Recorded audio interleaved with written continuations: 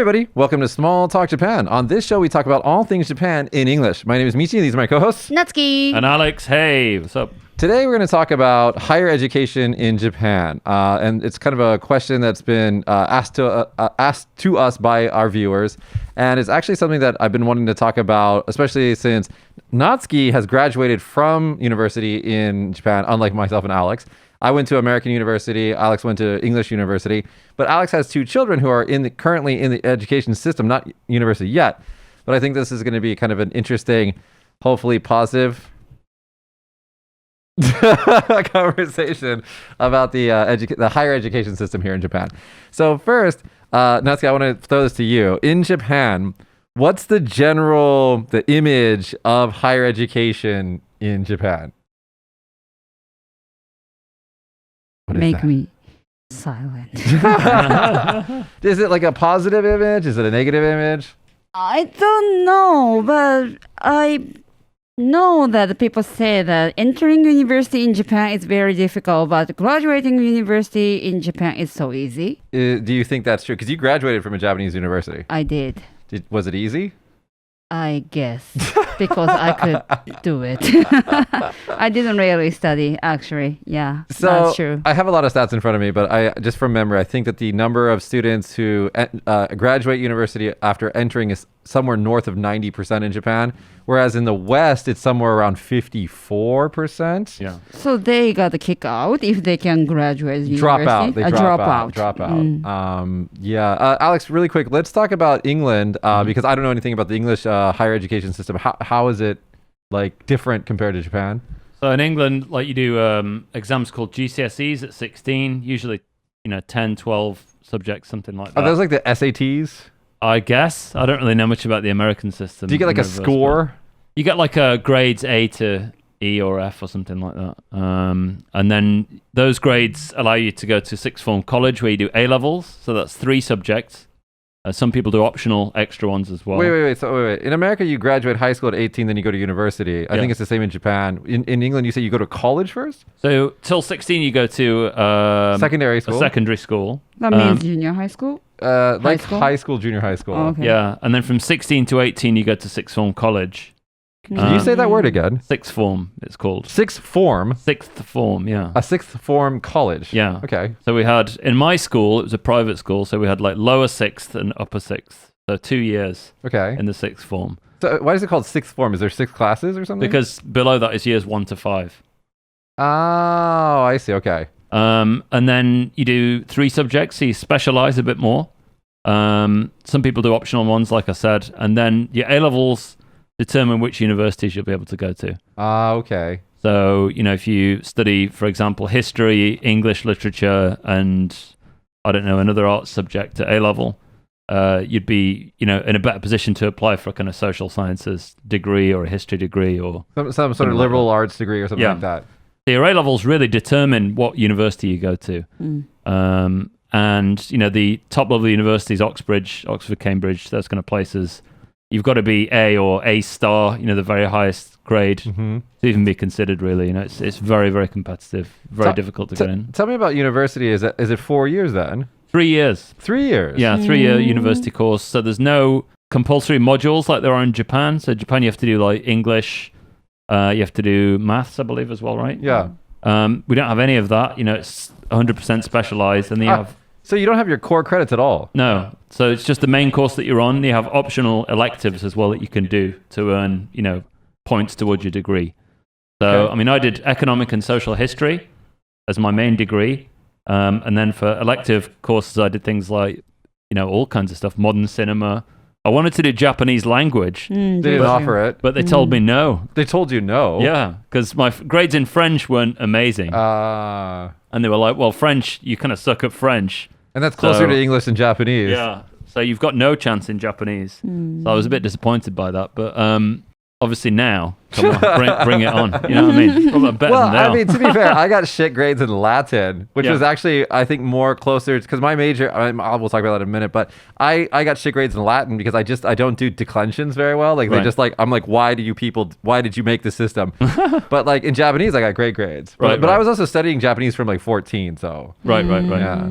Yeah. So then 3 years university, some people do a master's degree or go on to do a PhD or whatever. So But, is it okay? So it's 3 years for your bachelor's, and then an additional 2 for master's, and 2 additional years for PhD. Yeah, and then PhD could be more. It depends on the Yeah, top well, but subject. minimum Yeah, around. probably around 2 years. Yeah, more In America, for medical. we do 4 years for your first bachelor's degree. Around 4 years. It could be 3 if you like speed run it, and then you've got 2 additional years for master's, and then 2 additional years for the PhD. Or you can do like a fast track PhD and just skip the master's entirely and go straight for the PhD in about 3 years. Right. But it all depends on your dissertation, like how well you defend it. If you actually defend it, if you actually like write your dissertation and then defend it within the 3 years, then you get. Would you say that getting into university in England is difficult? It's competitive. It depends on the university. If you're going for a top league university, it's very difficult. If you're going for a kind of mid-range one, there are lots of different courses. The specialism of that university might be much harder to get into. Yeah. Than something that they're not particularly known for. So there are always options to get in. And, there are universities of kind of lower level as well that are easier to get into too. Do you have like a concept of like a community college? We do have like polytechnic or former polytechnics that are now called universities as well. Okay. So, they tended to be easier to get into, more vocational in nature and stuff like that. But yeah, I mean, there's a definite pecking order. I mean, if you graduate Oxbridge or one of the other famous universities, much easier to get a job. Yeah. I mean, like the big names, right? Yeah. But again, you're with people who are equally incredibly intelligent And motivated. Yeah. As well. So it's, immensely competitive. So I went to like a upper tier, I guess, university, not like one of the elite ones, but a good university. And first year is all messing around, basically just going drinking and socializing. Because it's kind of easy the first year. And it doesn't count as well towards your degree. And then second and third year, obviously, you've got to try and work a bit harder. Oh. But if you're good at writing, and you can read and do the research on your own, you don't have to spend that much time. I would suggest this for your kind of specific degrees as well. Like if you were in a more of a STEM degree, maybe it's like not about the writing, but more about like the actual like, being able to do the projects and things like that. Yeah. So, I mean, like I was with people who were doing like degrees in, science subjects and things like that. And they had to go in every day. And it's like doing the laboratory arts, every day. it's like, just once a week, maybe sometimes. I mean, you can BS your way through a lot of liberal arts degrees, but yeah. Yeah, but you've got to be able to write well. Yeah. Otherwise, it's not possible. Yeah. Natsuki, what was your degree in, by the way? What was your major? Major English and business. So you did a double major. You did English and then business. Yeah, So- I don't want to talk about it because I don't know anything. Yeah, but don't get me wrong. There are many good schools out there. Just that my school is not like so level. So I can't really talk about. No, you went to Kansai Gaidai. Yeah, but That's not a so level school. It's a pretty good school. Thank you, but I could get in because I went to America and I could know how to write English. That's how I got get in there. Yeah, but still, I mean, like you don't shit on your school. I mean, it's not a Okay. bad school. Yeah, It's a yeah. good school. Okay, thank you. Can I ask you? Let me get my background really quick in here, Oh, very okay. shortly. So I went to a really prestigious high school. I went to a fairly okay university just due to like finance. Because in America, if you can't pay for your university, you're not going. Mm-hmm. And so I was smart enough to get in, but not smart enough to get it in for free. Right. So I went to a state flagship college. And then I went. They actually kicked me out of school. I graduated, but they kicked me out of school because I stayed forever. Because I got a lot of really good scholarships to go to a lower level school, and then I just stayed there and collected money while studying a breadth of things. And then eventually they were like, "You need to graduate." And so 6 years into my undergraduate degree, they said, "Get the hell out." And they kicked me out of school, and I graduated. And they were like, "You need to graduate." So they looked at my transcript, and I had all these different credits and all these different things. Because I kept changing my major every semester. And then they were like, "Well, you have a lot of," because I consistently really like to write, and so I had all these English credits. And so at the end of my I guess tenure at the school, they were like, "You could, if you took," this is where the Latin comes in. They're like, "If you take one semester of Latin, you can graduate with a degree in English literature."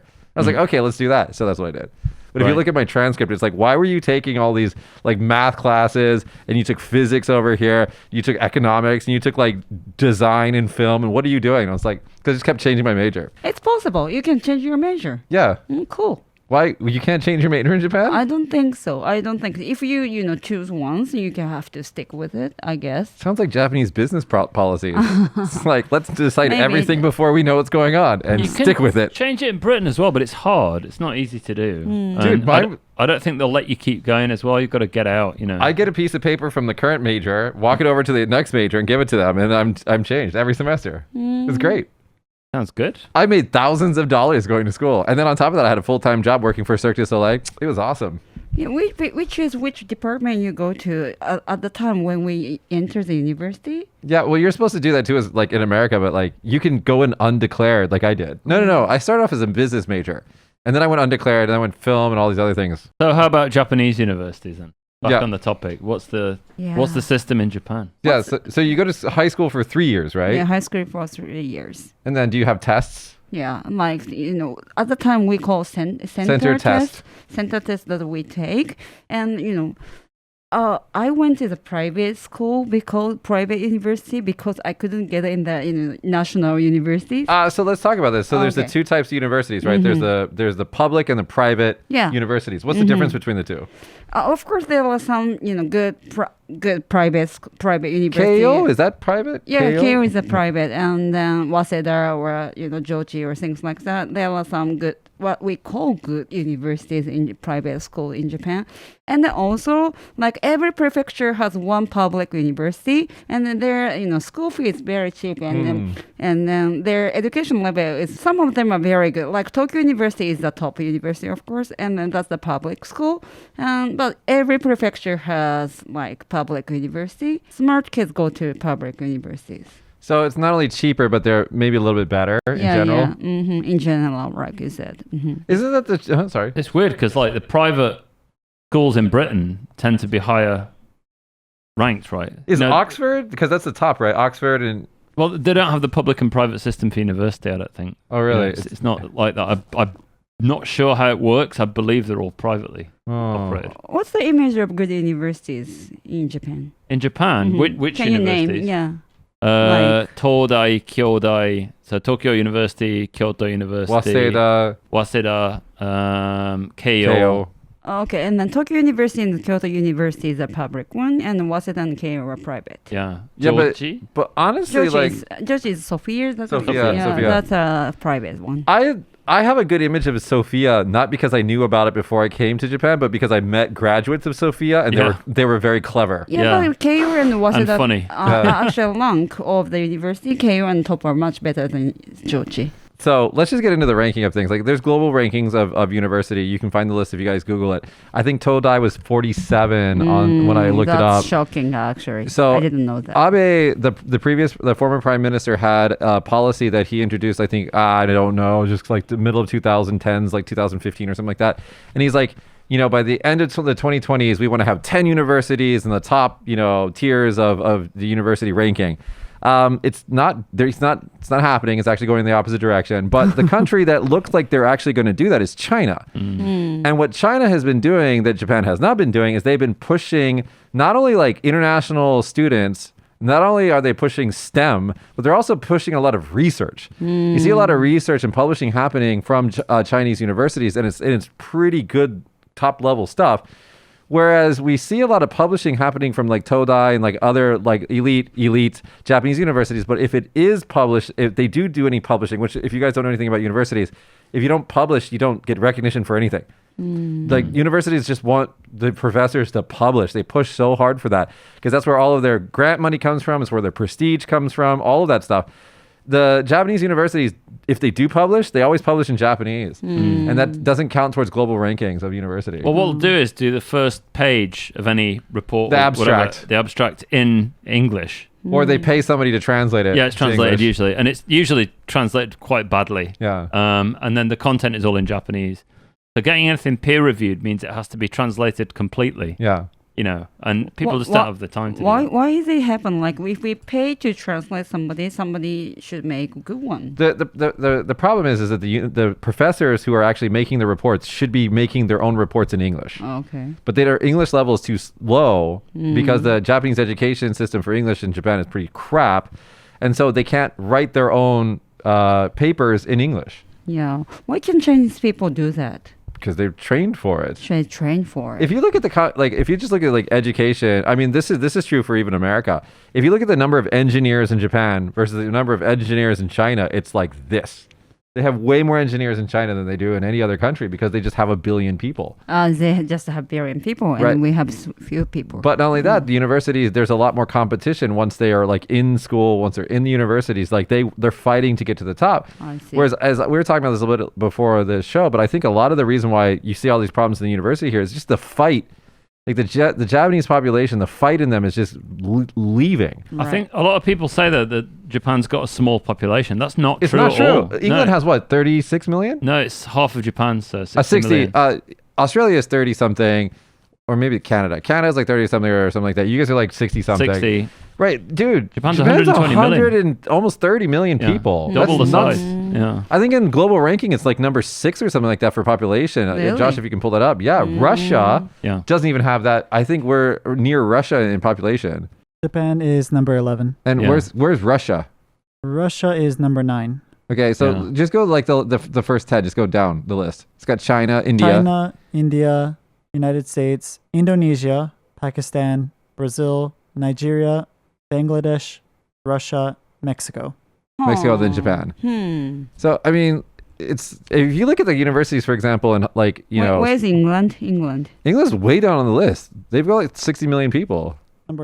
Number 21 is England. Oh. So roughly half. United Kingdom, strictly speaking. United. England is even smaller than that, right? Yeah. Right. So people think that Japan has a small population. It doesn't. It's a massive population, a small little area as well. But getting back to the research thing, like I mean, just think about inventions. Like if you look at the big universities in America, they create technologies. The whole reason why we have drones right now, which I don't know if this is a good thing. I mean, we'll see where this goes. But the reason why we have drones right now that can take video and stuff like that is because one of the universities in America, MIT or somewhere like that, they pioneered, the students and the professors pioneered that technology back in like the early 2000s. And then they sold it to companies. If I'm wrong about this, I'm sorry about the details. And then I think they sold the technology, and then companies took that and then they made it better. So they innovated from all of that research. Whereas, like, I just don't see that happening in Japan. Like, I can't think of any technology that's originated in Japan in the last 20 or 30 years. Maybe top of the Japanese university students go to abroad and they are not in That's actually not Japan. true. I looked at data on that. Most Japanese like top students don't go to university in other countries, Really? whereas Chinese do. A lot of Chinese students go to America and come back to graduate school in China, whereas the majority. Yeah, that's very true. The nouveau kind of riche type people in China as well. They all want to go to Ivy League university in America or one of the Oxbridge colleges in the UK. I'm going to try to find the statistic while we're talking, but it's a very small number of students from Japan go to international universities.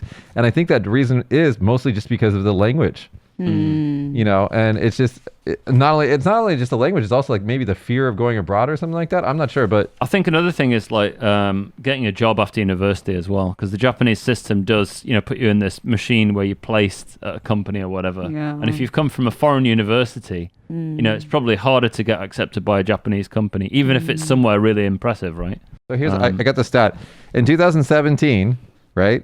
79,580 Chinese students were studying STEM sciences in United States, graduate schools, versus 990 Japanese. Yeah, sounds like getting lower every year. That's a difference of like 10,000. Like that's Only that's it? that's it. 990 versus 79,000. Wow. Right. And so you can see like just the education offered to them is just like lower. And then also like on top of that, like their test scores and as prospective students go, they're not as competitive as other countries. And that has to do with, let's talk about this with Alex. You have 2 kids. You watch their education versus your own education. What are some like key differences between like just going up to the university level? Well, I mean, I've actually taught at every level of the Japanese education system. So tell us your from like Yochien, like the daycare, teaching dancing with the kids and stuff, I'm curious. all the way through to university level. I've taught at 3 universities now, I think, in Japan, doing the English courses and stuff like that. I mean, it's a mill to go through the system. Everybody goes through the same system to get to the same kind of result at the end, and then they go off to university. So, the product that comes out of this, elementary school, junior high school education system is very, very similar across the board. Yeah. The problem is that, they spend so much time preparing for the tests, going to Juku at night, cram school, till like 10 p.m., 10:30, 11 p.m. It's not happening in UK. No way. It only really happens in Asian countries. It happens in Japan. It happens in Korea. Korea made a law that says you got to shut down the Juku, I think at 10 p.m. or something. Really? But they just do the same thing over and over again. Juku's cram school, by the way. It's just like a waste of time. And by the time they get to university, they've got no critical thinking ability, very poor levels of writing. Yeah. Generally, they know all the kanji. They had to read the books and use the words and things like that. But they're not good at expression. Not good at writing. Their own articles and putting their opinions down in a succinct way that makes sense and convinces somebody else. So when you get into university, and the idea of university education is to kind of, the first couple of years of university, nobody's got an original idea, right? You just basically You're trying to find yourself. piecing together other parts of what people think to assemble your worldview, right? Yeah. What you're saying. And I saw very little of that. I mean, students sleep during the classes, the lectures. Or they don't go at all. Don't turn up. Yeah. I didn't turn up for the first year of university, pretty much. But the second year onwards, I actually went to the library, did all the reading, caught up with everybody else, and then, passed with no problems at all. But I did put the effort in afterwards. Yeah. But it just seems like they just sit there to get the attendance credit. So the first class I taught at university was like an English class at one of the Kagoshima universities. And I failed everybody in the class because they didn't come anywhere near to what I thought was an acceptable standard for university students. That level of university as well. Not just any university, like a lower level. And the university came back to me and said, we're a private university, so these people are all paying us for their education, so you have to pass them. All of them. All of them. So I was like, yeah, but how about the people who didn't turn up for class? And then he went, just give them a passing score, like the minimum score to go through to the next thing so they can get the credits and go on. So, I understand that like compulsory subjects like English aren't probably that important compared to the main topic. Yeah. But at the same time, it's teaching people that they don't have to do anything. Right. And can just be carried along with the system. And school education's like that as well, because there's no keeping people back a year. There's a double edge to this, right? There's no holding the kids back. There's also no pushing them forward, skipping grades. Yeah. We have geniuses in America that go to university at 11 years old. Yeah. Let them go. If they're that smart, let them go. In Japan, they'll hold them back and just keep them in their like relatively inferior class just because it's like, oh, they're not old enough yet. You see, that's when they get bored and start acting up as well. Yeah. So you've got a lot of behavioral problems in kids who are, in fact, Very incredibly smart, right? Yeah. What the people said to me during I was in college, university, it's the last year free time before you start working. That was actually written in, some of the information that we're talking about today was actually, I took from a book that, I actually took from excerpts from a book that's called Japanese Higher Education is as Myth, which is on Amazon. If you guys, we'll link it in the video description. But one of the things that they talked about in that book, in this discussion that came out of that book was that university is just like the last chance that kids in Japan ever get to play before they become robots in Mitsubishi or in Toyota or something like that, where they're not paid to think and be critical. They're just paid to do what they're told. In England though, it's about the social aspect as well. It's about finding out who you are. It's about going out and drinking at finding parties. Your cliques. Yeah, just messing around a lot of it. The first year doesn't count towards your degree pretty much. So that's your time to mess about. But then you got to get serious. You got to knuckle down before you graduate. Yeah. And you would feel bad not doing that in small, groups. You'd go and meet your tutor and discuss what you've been learning, what your opinions on it were, and things like that. And if you weren't ready, you look like an idiot. You know what I mean? Yeah. In front of other people. But I've tried similar things in Japanese universities, and just kids don't have opinions, man. Well, It's because like- they've never been given a chance. Because what they've been taught in school in Japan is that they go to school to find the information, the knowledge. That comes from the teacher. The teacher has all the answers, and the teacher is going to teach them all the answers, and they have to remember those answers and bring those answers with them to the test and write those answers down on the test. That's their only job. There's no critical... think sometimes. Then what? We have sometimes to think about something, not only like memorize. When were you thinking in school? Seriously, give me an example of a time that you guys had a problem where the teacher said, I don't even know the answer. You guys have to figure it out for me. Because we have I actually had a critical thinking class and we had a debate class, but maybe the level is much lower than Wait, that. where is this high school? No, university. In university. Yeah. Maybe in university that starts to happen, but we do that from like junior high school. Oh, okay. Mm-hmm. And so like rote memorization is the number one most key, the key indicator that you need to have to be a successful student in Japan. That's If you can right. remember things, this is why if you go to all the doctors in Japan, all they are like really great at remembering things. They're not a lot of them are not very good at critical thinking. They don't really, if you have like deep Yeah. conversations with them about medical things, they don't really have any opinions. They don't really know what they're talking about, but they can like recall to you medical articles that they read and they can recall to you all like prescription stuff and whatever. But like, it's a different level of intelligence. Yeah, I have to admit that I am not, or we are not good at critical thinking. That's why we. It's not that you're not good at it, it's just that you're not practicing Yeah, it. we're not practicing it, right? I think people aren't practicing expressing it because Yeah. I have had students come up to me afterwards and they've come up with a fully formed opinion that they've written down or something like that. But they don't and want to given you. say it. But they won't say it in front of other people, And then now apply that to corporate life in Japan. yeah. Right? Say the newbie, your first year, right? And now you're like, you have an opinion, you want to share it. Like, I think we can do things better. You're not going to say shit. You're just going to sit there and be like, Well, the reason for that is as well because of this like joge kanke, this superiority Yeah. system or whatever. It's like, what do you know? You're a first year. You and just that, arrived. that you know. really starts to happen in the school system with the senpai kohai relationships. But I don't like that in a company. It's like somebody comes in, you've got to teach them how to use Photoshop or something like that, or Illustrator. I said, why are you teaching them? You don't know how to use it. yeah. So it's like, stop wasting everybody's time. Let's talk about something that you can really talk about here, Alex. Is like getting on the job training in Japan is like that's where you get that's where all their education comes from. Yeah. Like I don't think that Japanese students learn shit in university. I think that they come out with like a general kind of moldable knowledge, and then they go into a company, and then the first 2 years being in the company, they just get all the on the job training that they need. Well, the thing is with Japanese companies is it's what the company can do for you. It's not what you can do for the company. We've discussed this before, yeah. So you go in there, they'll give you these opportunities to be trained up by, your superiors or whatever. They'll show you how they do their job and you'll learn from them, which is fine. But, when you need to innovate and change things, it makes it very difficult. And it also relies on the ability of the person above you to instruct you properly. Yeah.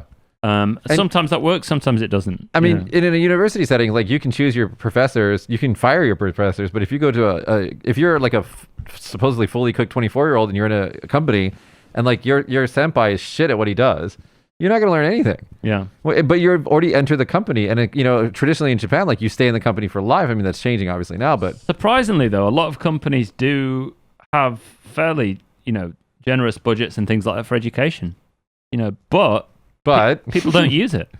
yeah. So, when I worked in an IT company in the UK, they were like, I was like, I'm interested in learning this, and they were like, oh, we'll pay for that. Yeah, no problem. And loads of people sign up for it and they go and do it. Right.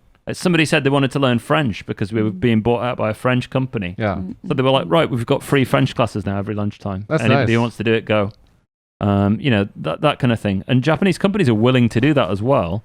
It's just that people aren't motivated to do it. But here we go. So I was approached by, I'm not going to say who, a big company, local company, and they were like, we want to create a English program because I also own an English school. And they were like, we want to create an English program. So like, can you help us develop an English program for our employees? And we say, okay, what's the target goal? Is it to like, do sales abroad or what is it? It's like, no, we want to fire all the old people. Right. And they won't be able to learn English. Are you serious? Yeah. So we want to make like, because they got this idea from RAC 10. Like the RAC 10 has an 800 TOEIC score, that the requirement for progression in the company, and like so they're like, so we want to make it so that these old people have to get an 800 TOEIC score or they get fired. And I was like, I don't have anything to do with that. Sounds toxic as shit. Goodbye. Yeah. But like, is it really like on the job? Do you get like quality on the job training here? Like, No, I don't think. I think people enjoy it. Like the senpai, the seniors enjoy like having a newbie to boss around. the power structure. Because it's happened to them before, Yeah. so that has to be kind of, they really love it, and it annoys me to see. I don't know why it annoys me so much, but yeah. But I'm not saying by any stretch of the imagination that Japanese people aren't intelligent. I mean, No, that's the thing. It's a wasted potential. yeah, it's just a system that's dumb. Yeah, it's a dumb system. With some very intelligent people in it. And the ones that I consider most intelligent aren't at the top. They don't, because they don't get the recognition for being that smart. Yeah.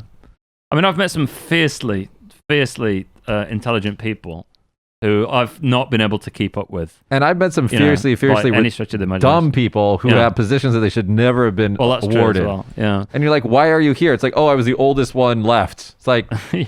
how is that a metric for your success? Like, But an elite university education shouldn't be a guarantee of, being able to do any job. It Yeah. doesn't work like that, because some of the people who go to these institutions are the people who can tick all the boxes on the Yeah. way. They're the good. they play the game. Yeah, they're playing the game well. They get all to the end. The ultimate goal of that kind of education system is university professor. Yeah. Or, yeah, you're not wrong. You're not wrong. That's where it ends. That's the end game. If you do everything right and check all the boxes, that's where you end up. So, you need people who can think outside of the box. And I mean, look at all the American entrepreneurs. They all left school. You got Bill Gates, you got Steve Jobs, you got, I think, even Elon Musk. I mean, all these guys out there, they're just Zuckerberg, just like drop out. And it's like, but I mean, like, they didn't, not all of them dropped out forever. Some of them went back, but still, like, But post-war Japan, before the education system was really solidified, there was a lot of those kind of people around as well. Scrappy fighting people, yeah. They were just hungry to succeed. Hungry to succeed. They wanted to prove that Japan was a nation with potential. We were talking about that a little bit off camera. Is like, I think part of this is that the will, the hunger of the nation has been broken over the last since the lost decade in the 90s, and I just think that no one's really thinking, let's push the country, let's push everybody forward. They're thinking, how do I just get my little stake and just keep don't rock the boat and just have a kind of an average life. Yeah. And I've never been of that mindset. I've never wanted an average life. Well, it depends what you judge, happiness on for a life. And I think not rocking the boat and not having to go out of the way is kind of a happy lifestyle for a lot of Japanese people. So in international studies of happiness, they often say that Japanese people are unhappy compared to other countries. Yeah. But I think that measurement of happiness is slightly biased towards a Western way of thinking. Yeah. And in Japan, kind of mediocrity, not mediocrity, but, an average life is almost what people are aiming for. But I don't think that was always the case. I think it's the case now. Yeah, that's true, yeah. I mean, what are you going to do with your kids then? So your kids growing up in Japan, and are you going to send them to like overseas school? Well, I'm a big believer in that it's more what you do and what you are like than where you were educated. Yeah. And because I've seen people from really elite universities totally mess up their lives. And I've seen people who didn't even go to university, didn't graduate high school. But on the whole, the numbers aren't. That's true. Right? Yeah, I know. And university education does put in much absolutely, better stead. Yeah. absolutely. But at the same time, this is where I live. This is where I am. Yeah. We have to use what's available to us. And my thing is just try and show them as much of the world as possible, so they at least know what's out there. We try and take them abroad as much as we can. But speak to people from different backgrounds. Lucky for them, though. I'm gonna praise you a little bit here, but they have a father like you, and they also have a grandfather. The two of you are very scrappy, very like hungry, and really like made a name for yourselves. Yeah. And so they're looking at that example, and that's good. Right, but there's a lot of Japanese kids out there that just don't have that example. They have like the mediocre father who's kind of like not very, I don't want to say aggressive, but he doesn't know how to hustle. And the kids are just like, oh, I just want a very average life. It's like, well, if everybody does that, we're just gonna have this constantly like lower average country. But those outliers, they are there, but they don't get the recognition. Well. Right. To be honest with you, even if you go to an international school here, and from there into one of the top universities, I don't think it's going to put you in that much better standing, apart from in the first stages of the job market. Getting on the ladder is the hardest thing. Yeah, getting in the door is, they talk about like if you go to Harvard, for example, one of the biggest things that Harvard gives you, other than the piece of paper, is the network. Yeah. And so now it's like time to go in there and to like, before we end this story, because I think we've talked about most of the things that we want to talk about. I want to talk about Greek life. Well, this is a thing in America. Is this a thing in England? What now? No, I'm talking about like fraternities and sororities, like Greek, like we're like I don't know, like Alpha. Sigma, Alpha, Kappa, or something like that. Yeah, we laugh at that in England. You guys don't have that. No, it seems really childish. It is really childish. Not gonna lie, it's super childish, but it does give people access to a group of people have some sort of like bond, right? And then they help each other professionally as they go up the ladder. And then they also get drunk a lot on campus and they haze each other. It's problematic. Natsuki, can you talk about circles in Japanese university, which seems to be more important than their actual classes? Yeah, circle is like a club activity, and then, but you don't do the club activity. No, we just, no. I actually joined the track and field circle, but we never run. Really? All they do is drink together. Yeah, but some people, of course, did. But I joined them because I heard that they have a lot of like drink party. Josh is laughing. I'm not even Wow. joking. Circles in Japan for university, they just like pick the people that they want to hang out with, and they're Yeah. like, "We're in the chess circle." It's like, all right, let's play chess the first day, and then from that point forward, it's just drinking together. But of course, there are some real clubs like rugby club or like tennis club. Some real. Some. Yeah, What would the percentage of that be? 10. But the thing about Maybe. the thing about the circles is that you do get to meet like kind of like your professional friends there, and so like I mean that is there's some benefit to that, but it's just hilarious that they're like, I'm in the baseball club, and it's like some girl. I'm like, you're not allowed to play baseball in Japan because they're sexist here, and they're like, yeah. I'm the manager. Or something No, like that. not even that. They're just Yeah. like, we go and cheer for the baseball team. Oh, really? And, like, and then after the game, what do? Then we go get drunk. Yeah, that's happening, and that was the most delightful time ever. There are some clubs though, like KO Boys and things like that. You know, the ones that go to all the private education through KO University and stuff like that. Really? Yeah. Like escalation system. Yeah. Well, anyway, I would Escalator. if we all were to answer the question of today's show, like, is Japanese higher education a myth? I'm gonna let Natsuki you go first. Is it real? Is higher education real here? It's hard to say. Yes, some of them maybe, but like most of them, no. No. Alex? It depends, but Yeah, it depends. you know, generally, I would say the university level is lower than the UK. Yeah. You know, quite a bit lower. But the people who do, you know, put themselves out there and do the work, you know, there are some very intelligent people as well. So both. And Japan's got, you know, a strong tradition of literature and that kind of culture as well.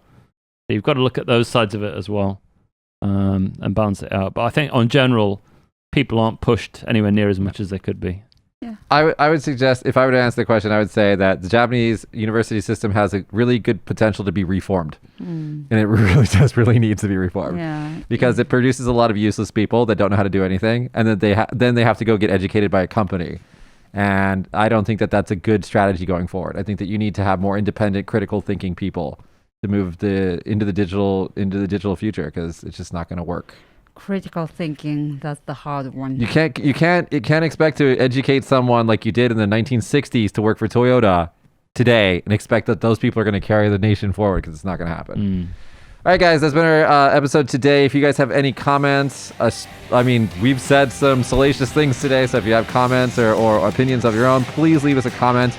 We do like your comments. If you enjoyed today's episode, hit that like button. Make sure you're subscribed with all notifications turned on so you know when we drop an episode. And that's been our educational show. I promise you next week it's going to be a little bit more light-hearted, maybe. Alex will probably cuss more. Yeah, I'll fit all the swear words in next time. All right, everybody. That's been our show. See you guys next week. Bye. Bye.